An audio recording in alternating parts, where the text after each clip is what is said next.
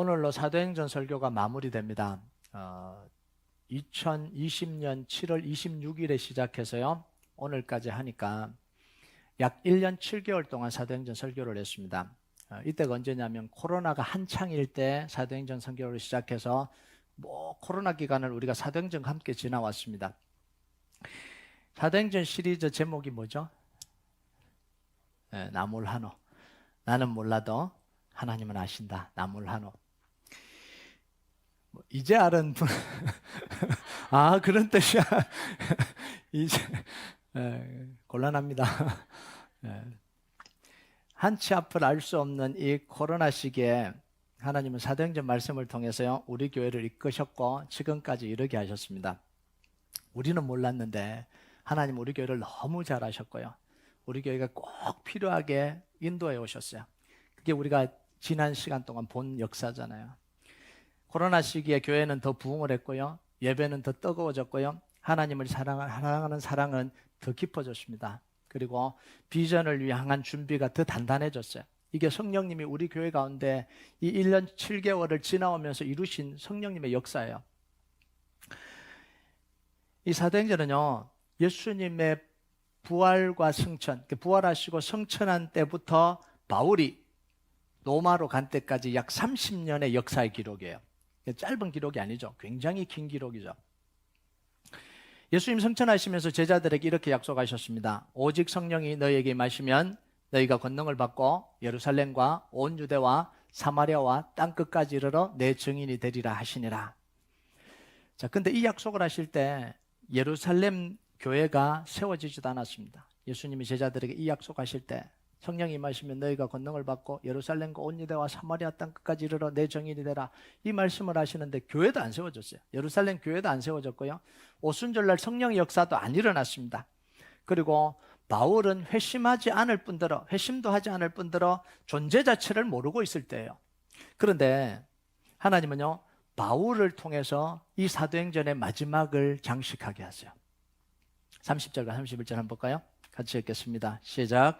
바울이 온 이태를 자기 셋짐에 머물면서 자기에게 오는 사람을 다 영접하고 하나님의 나라를 전파하며 주 예수 그리스도에 관한 모든 것을 담대하게 거침없이 가르치더라. 여러분, 하나님이 선포한 약속을 이루기 위해서 30년 동안 수많은 만남, 사건, 사람을 통해서 역사하셨어요. 그런데 그 사람을 통해서 역사하시는 중에 뭐가 있냐면 의견 충돌도 있고 박해도 있고 갈등도 있고 순교도 당하고 도망도 가고 만남도 있고 헤어짐도 있고 오해도 생기고 이 당시에는 이해할 수 없는 사건들이 너무 많이 일어났어요. 바울과 바나바가 헤어지고요. 이거 어떻게 누가 생각을 했겠어요? 아무도 생각하지 않았죠. 베드로와 바울이 싸우고요. 이거 어떻게 생각했겠어요? 못 생각했겠죠. 싸웠던 마가가 또 바울과 화해를 하고 이런 일들이 있을 거라고 상상을 못 했잖아요. 그런데 이런 일들이 다 일어났어요. 우리는 성령의 인도를 받으면 좋은 일만 일어날 거라고 생각해요. 갈등도 없고 오해도 없고 아무것도 없고 그냥 다 좋게 다 진행될 거라고 생각해요. 그런데 한번 보세요. 사도행전에서 성령의 역사가 일어날 때 수많은 일들이 일어나잖아요. 박해, 갈등, 오해, 충돌, 도망가기도 하고요. 또 풀어지기도 하고요. 이런 일들이 다 일어나는 거예요. 그런데 그 모든 사건과 사고들 가운데 하나님은 한치의 오차도 없이 하나님이 약속하신 것을 다 이루셨어요. 여러분, 바울과 바나바가 깨질 때 이거 큰일 났다고 생각을 안 했겠어요? 베드로와 이 바울이 싸울 때 이거 큰일 났다고 생각하지 않겠어요? 이대로 가다가는 이게 침몰할 것 같다 이런 생각을 안 하겠어요? 예루살렘 교회 박해가 찾아올 때 다 흩어져 버리니까 이제 이거 어떡하나 이런 생각 안 했겠어요? 그런데도 불구하고 하나님은 그 모든 상황 가운데서 하나님이 약속한 것을 완벽하고 신실하게 인도해 가셨다라는 거예요. 여러분, 사도행전을 보면 성령님의 역사는 늘 우리 생각을 뛰어넘어요. 이런 말이 있죠. 무슨 생각을 하든 그 이상이다. 우리가 무슨 생각을 하든 그 이상이에요. 하나님이 얼마나 정교하고 치밀하게 교회를 이끌어 가시고 사람들을 이끌어 가시는지 몰라요. 그래서 성령님이 별명을 붙이면 이겁니다. Right time, right place. 언제나 적절한 장소에 적절한 시간에 역사하시는 분이 우리 성령님입니다. 사도행전 설교를 마치면서 확신이 하나 생겼습니다.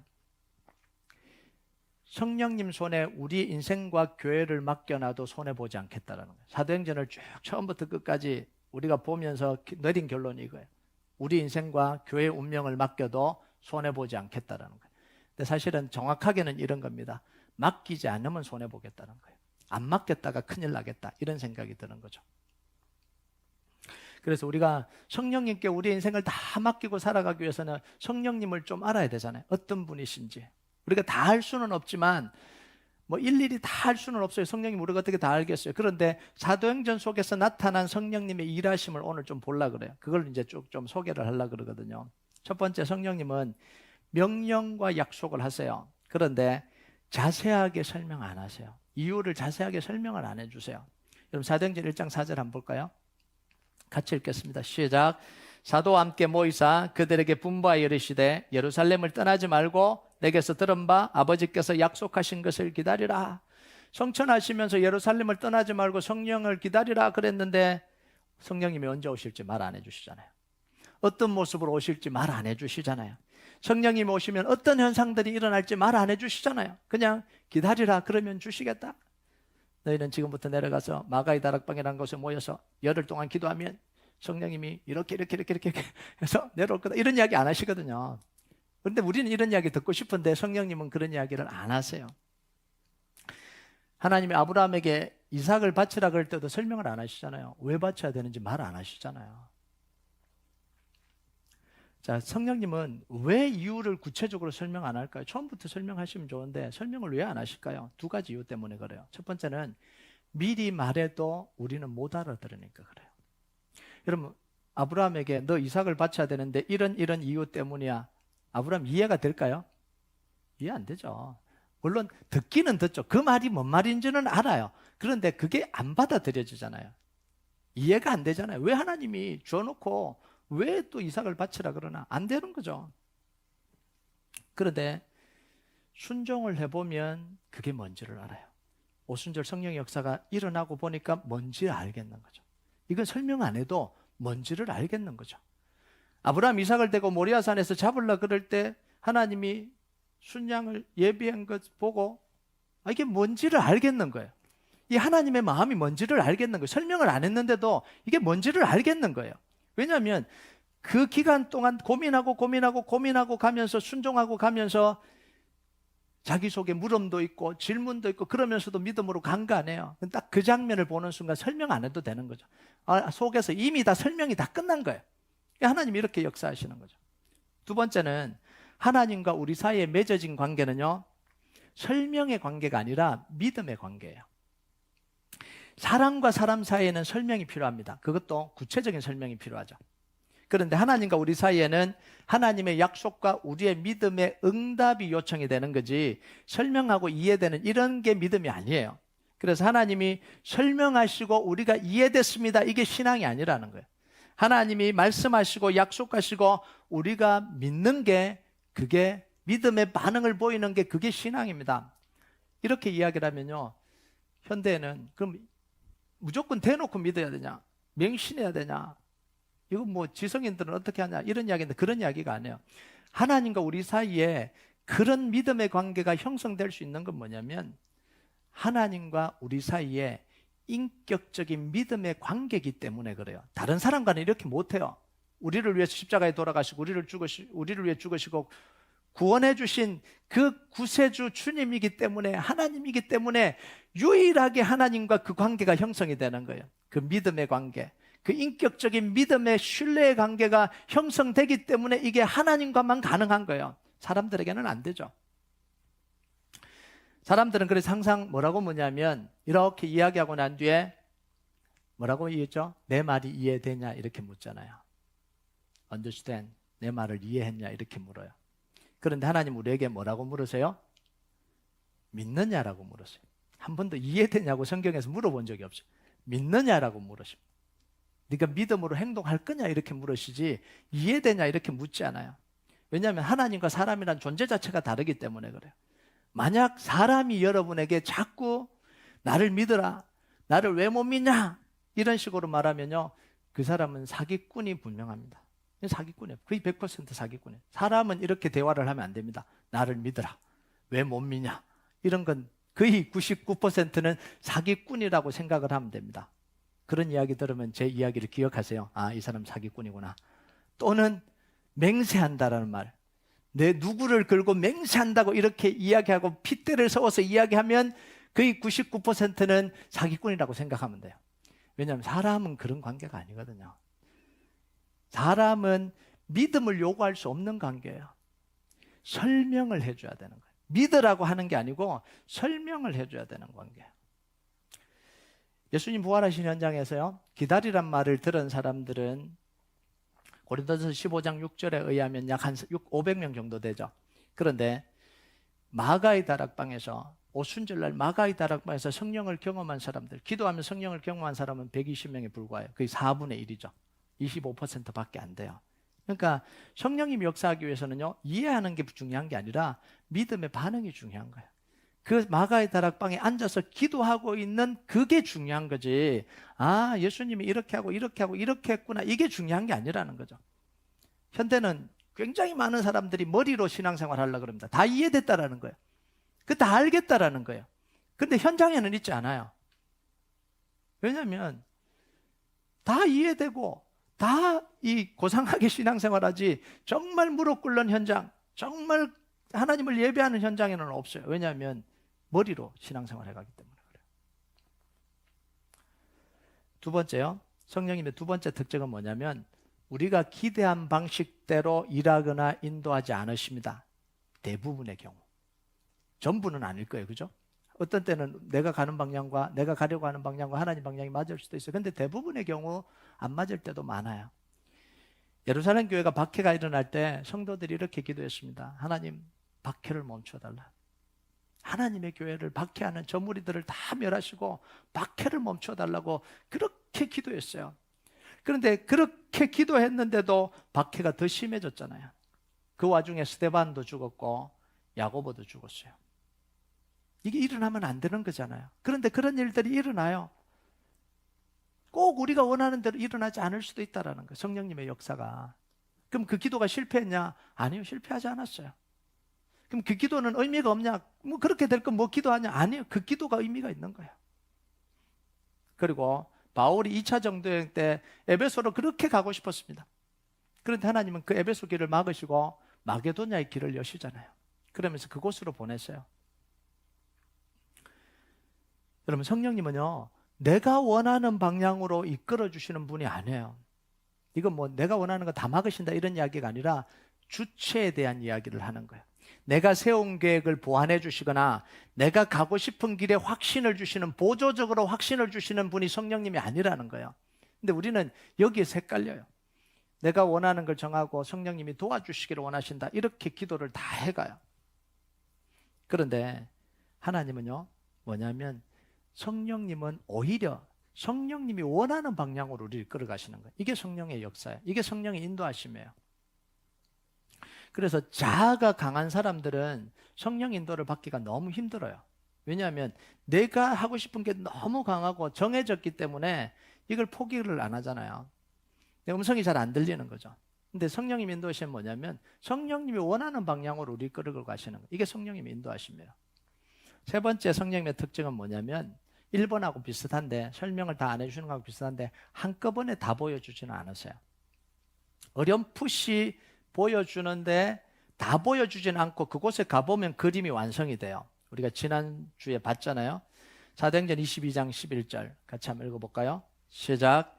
그날 밤에 주께서 바울 곁에 서서 이르시되 담대하라, 내가 예루살렘에서 나의 일을 정언한 것 같이 로마에서도 정언하여 하리라 하시니. 자, 바울이 로마로 갈 거라고 말씀해 줬지만 언제 갈지, 어떻게 갈지, 누구랑 갈지, 어떤 모습으로 갈지 한마디도 안 하셨잖아요. 바울이 배에 타는 순간까지 말씀 안 하셨잖아요. 바울이 손들고 나가 가이사에게 상소합니다 이렇게 간 거잖아요. 말씀 안 해주셨어요. 그런데 결국 바울 자신도 원하지 않았던 죄수의 모습으로 배에 올라서 로마행을 선택한 거죠. 자기가 선택을 한 거죠. 어쩔 수 없이 선택을 하고 그 로마행을 배를 타고 갔어요. 근데 노마에 도착해 보니까 비로소 하나님이 자기를 왜 죄수로 보냈는지가 너무 분명하게 보이는 거예요. 이거 설명이 필요가 없는 거죠. 이런 거예요. 하나님은 늘 설명이 필요가 없어요. 가보면은 설명이 다 돼버렸기 때문에 물어볼 필요가 없어요. 하나님께. 276명, 자기에게 주셨다고는 276명은 노마에서 내리자마자 증인들이 됐잖아요. 배 속에서 하나님이 행하신 놀라운 일에 대한 모든 걸 자기 입으로 시키지도 않았는데, 돈도 안 줬는데 가는 곳마다 다 퍼뜨렸잖아요. 그것도 고위층에서부터 감옥에 이르기까지 모든 사람 276명 안에 각종 계층의 사람들이 다 흩어져서 하나님의 복음을 전했잖아요. 바울에게는 감옥에 갇혀서 격리돼야 되는데 새방에서 살 수 있는 은혜를 베풀어 준 거잖아요. 그러면서 오는 사람들마다 오는 사람들에게 복음을 전하고 계속해서 하나님 일을 할 수 있도록 하나님께서 길을 열어주신 거예요. 여러분, 성령님이 인도하시면요, 말 그대로 완벽했습니다. 여러분 한번 생각을 해보세요. 바울이 예루살렘에서 나 이제 로마로 갈 거야. 그리고 우리 주로 플랜을 세우죠. 자, 로마로 가서 어떻게 전도하지? 플랜을 세워서 적었다고 생각해 보세요. 이것만큼 완벽하게 적을 수 있을까요? 이런 생각은 할 수가 없죠. 276명이 이 전도대가 된다는 계획을 어떻게 세우겠어요? 가자마자 유명 인사가 돼 있는 이런 일이 어떻게 일어나겠어요? 자기가 계획을 세운다고 그게 되겠어요? 고작해야 전도팀 몇 명, 한 4-5명이 끌고 가서 회당을 찾아다니면서 유대인 찾아다니면서 전도하려고 애썼겠죠. 그런데 하나님은 이 사도 바울의 손발을 다 묶어버렸잖아요. 그러면서 하나님이 역사하셔서 이 생각지도 못했던 이 놀라운 역사를 이루어 가시는 거예요. 이게 성령님이 일하심이죠. 네 번째는 성령님은 받아들이고 동참하는 사람들 속에서 역사하십니다. 이게 중요한 거죠. 사도 바울이 로마에 있는 유대인들을 다 초청을 했습니다. 자기 집으로 새방으로 초청해서 복음을 전했어요. 하나님이 하신 놀라운 일이 어떤 건지를 다 이야기를 했습니다. 23절을 우리 한번 볼까요? 23절 같이 읽겠습니다. 시작. 그들이 날짜를 정하고 그가 유숙하는 집에 많이 오니 바울이 아침부터 저녁까지 강론하여 하나님의 나라를 증언하고 모세의 율법과 선지자의 말을 가지고 예수에 대하여 권하더라. 자, 바울이 유대인들을 다 모아놓고 뭘 했냐면 모세오경 그리고 선지서의 글을 펼쳐서 조목조목 보여주면서 뭐라고 했냐면 예수님이, 십자가에 달린 예수님이 구약에 예언된 메시아라는 사실을 짚어주면서 다 설명을 했습니다. 질문도 하고 대답도 했겠죠. 너무 잘하니까. 그게 그 구절이 맞냐? 그러면 또 찾아주죠. 찾아주면서 계속해서 대조하면서 이 예수님이, 십자가에 달려 죽은 예수님이 구약에 예언된 메시아가 맞다라는 걸 정확하게 보여줬어요. 자, 그냥 한번 설명한 게 아니고 몇 시간 했다고요? 아침부터 저녁까지. 아침부터 저녁까지 그 이야기를 다 하고 그 하나님의 역사가 어떻게 일어났는지 기적적인 일들을 다 설명을 해줬습니다. 더 이상 설명할 수 없을 정도로, 더 이상은 설명이 불가능할 정도로 디테일하게 다 설명을 해줬어요. 그런데 유대인들은 뭐라고 이야기합니까? 바울이 전하는 복음을 끝내 받아들이지 않았다, 이렇게 해요. 이 모습을 사도 바울이요, 이사야 선지자의 예언을 통해서 이렇게 이야기한 겁니다. 26절, 27절 이들의 모습을 같이 읽겠습니다. 시작.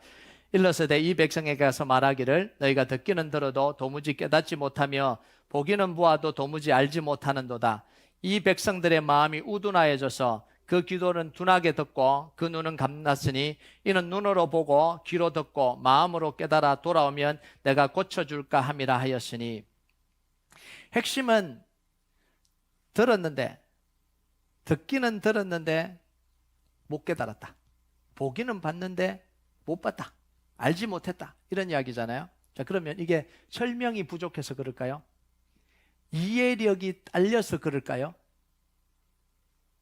이거는 설명과 이해력의 문제가 아니라 마음이 강팍하고 교만했다. 이게 마음이 강팍한 거예요. 이게 교만하다라는 표현이에요. 여러분, 유대인들이요, 모세오경과 이 선지서의 거는요 너무나 익숙해요. 그냥 너무나 쉬운 거래요. 이게 다 이해가 돼요. 줄줄줄 외우는데요.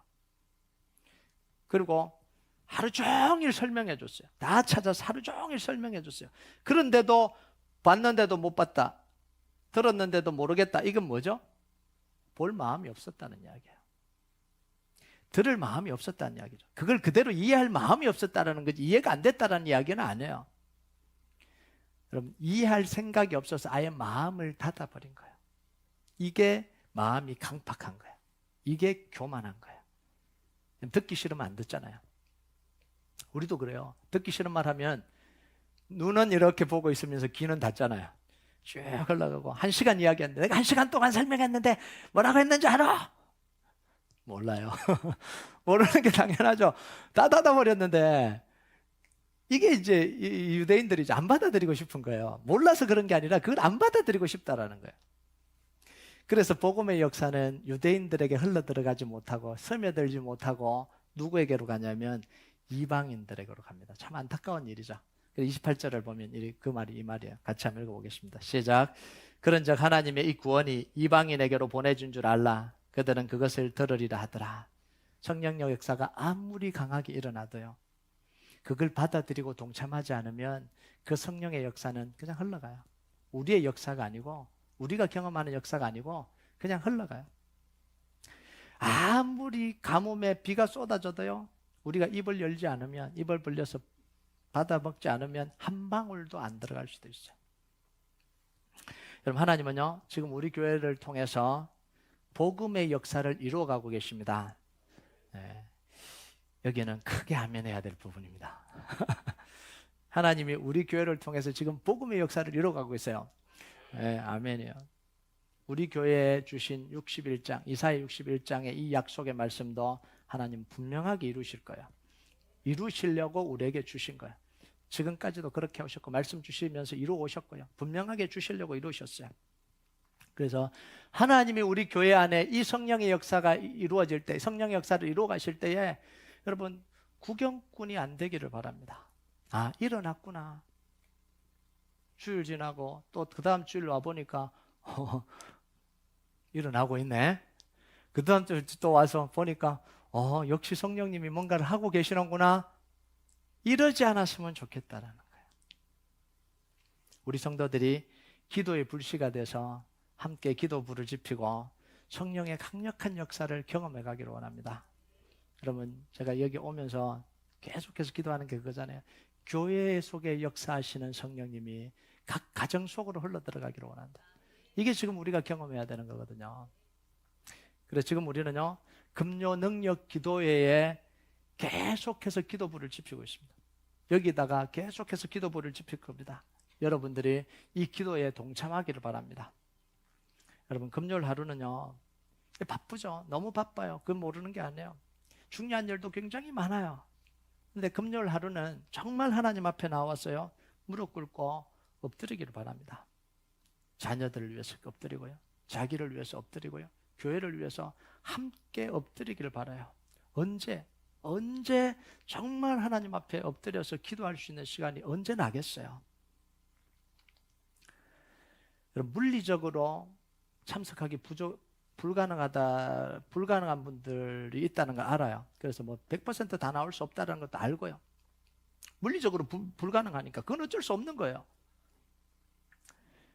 근데 가능하면 금요일은 한 2시간 정도는 내가 하나님 앞에 정말 무릎 꿇고 기도하고 내 인생을 위해서, 자녀들을 위해서, 교회를 위해서 무릎 꿇기도 하고 울기도 하고 가슴치기도 하고 정말 하나님으로부터 오는 이 지혜와 능력을 얻는 시간들이 우리 인생에 너무 필요하다는 거죠.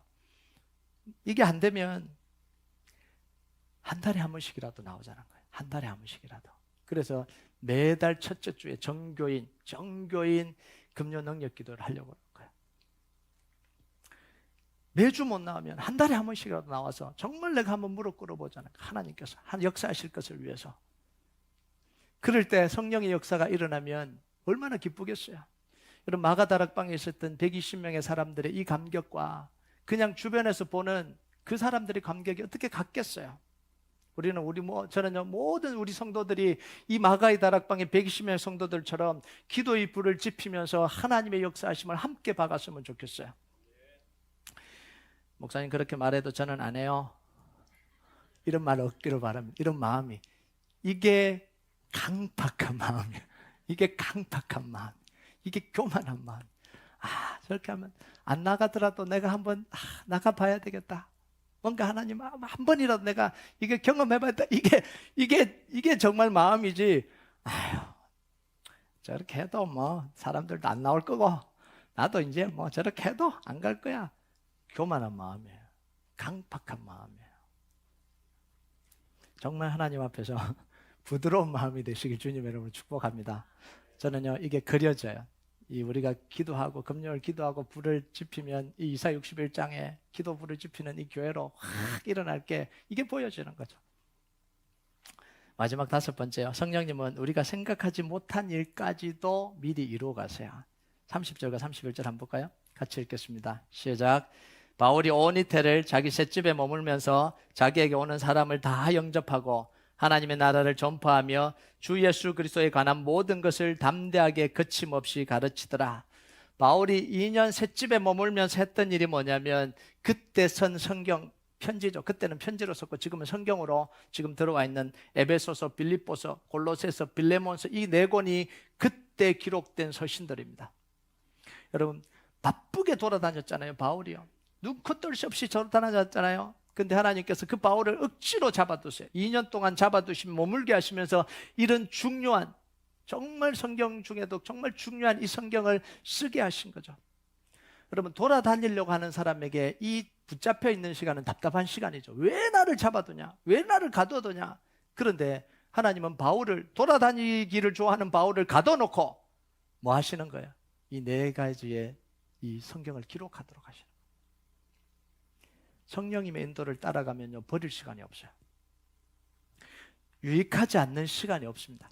고통의 시간, 실패한 것 같은 시간도 좌절한 시간도 하나님이 유익하게 만드는 게 이게 성령님의 역사예요. 그래서 우리가 성령님의 인도를 잘 따라가야 되는 거예요. 이걸 안 하면 자꾸 잘못 해석해요. 내가 이렇게 가는 길이 막혔구나. 내가 이렇게 힘들어서 나는 아무것도 못하는구나. 나에게 좌절감을 주는구나. 상처만 주는구나. 이렇게 하지. 정말 그 시간에 하나님이 나를 통해서 뭘 하실지. 여러분 사도바울을 보세요. 나를 가둬놓고 왜 이래 불평하고 불만했다면 이게 작품이 나왔을까요? 아니잖아요.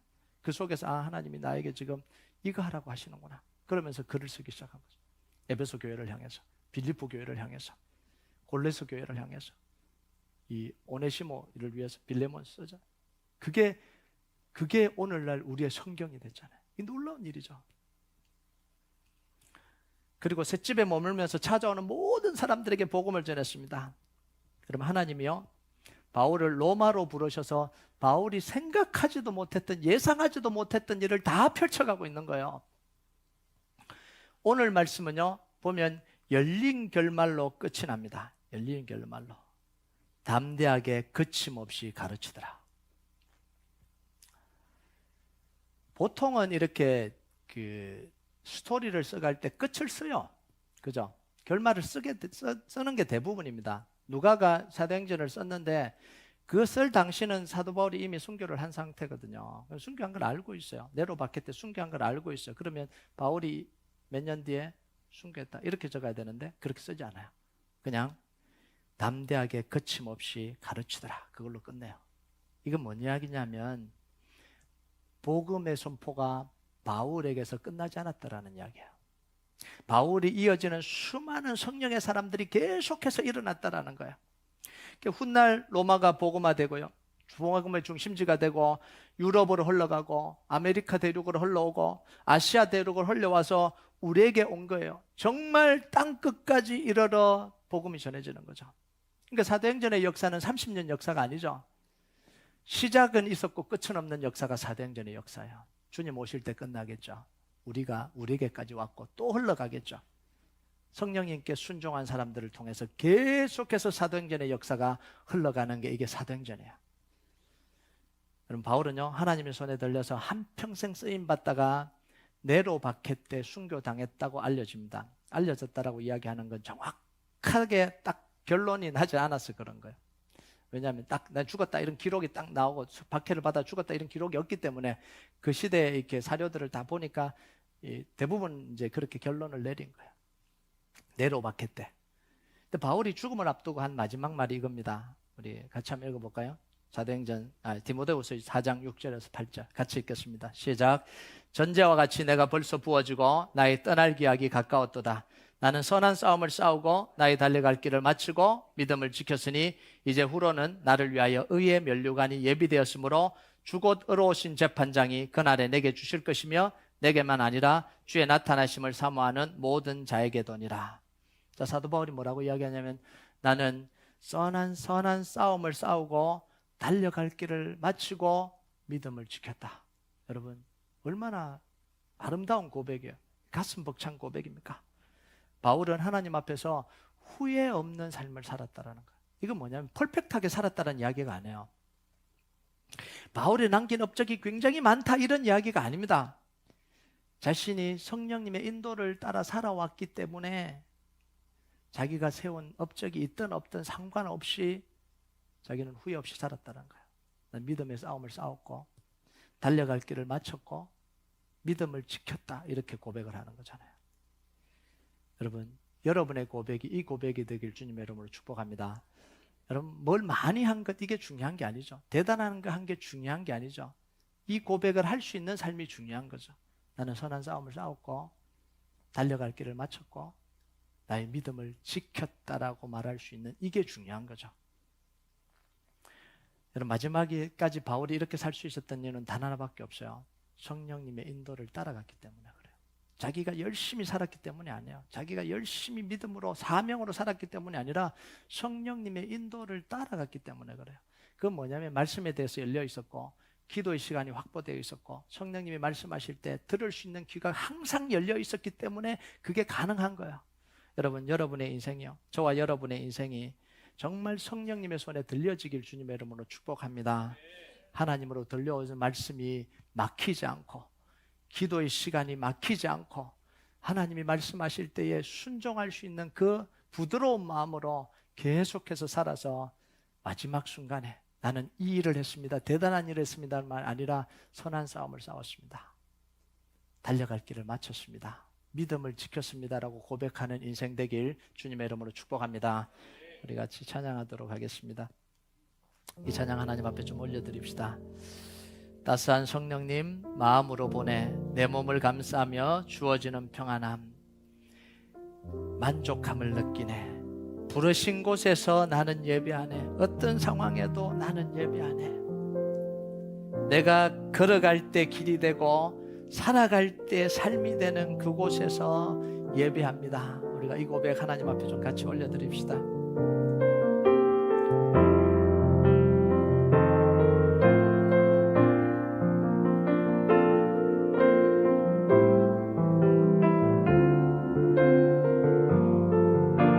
따스한 성령님 마음으로 보내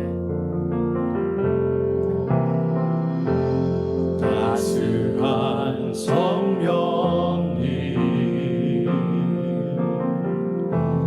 마음으로 보내 내 몸을 감싸며 내 몸을 감싸며 주어지는 평안함 다시 한번 고백합니다. 따스한 성령님 마음으로 보내 따스한 성령님 마음으로 보내 내 몸을 감싸며 주어지는 평안함 만족함을 느끼네. 만족함을 느끼네. 부르신 곳에서 나는 예배하네. 부르신 곳에서 나는 예배하네. 상황에도 상황에도 나는 예배하네. 부르신 곳에서 나는 예배하네. 어떤 상황에도 나는 예배하네. 사랑과 진리의 한 줄기 보내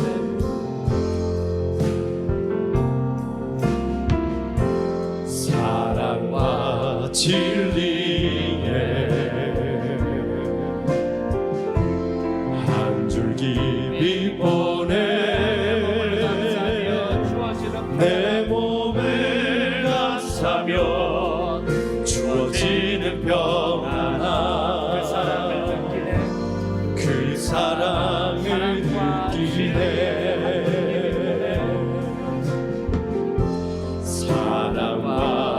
진리에